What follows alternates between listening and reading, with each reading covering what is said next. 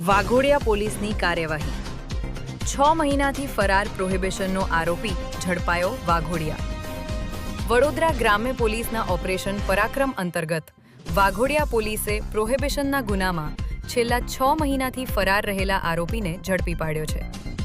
મળતી માહિતી મુજબ વાઘોડિયા પોલીસ સ્ટેશનમાં નોંધાયેલા ગુજરાત નશાબંધી અધિનિયમના ગુનામાં વોન્ટેડ આરોપી અમરસિંહ કનુભાઈ તોમર ઉંમર વર્ષ 32 હાલ વાઘોડિયા ટાઉનના લાઇબ્રેરી 4 રસ્તા નજીક હાજર હોવાની બાતમી મળતા પોલીસ ઇન્સ્પેક્ટર એચ.બી. ગોહિલના માર્ગદર્શન હેઠળ સર્વેલન્સ સ્ટાફે કાર્યવાહી કરી હતી।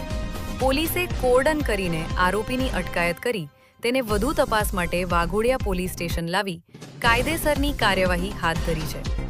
આ કામગીરીમાં વાઘોડિયા પોલીસ સ્ટેશનના સર્વેલન્સ સ્ટાફના અધિકારીઓ અને કર્મચારીઓએ મહત્વની ભૂમિકા ભજવી હતી। આ હતા અત્યાર સુધીના મહત્વના સમાચાર।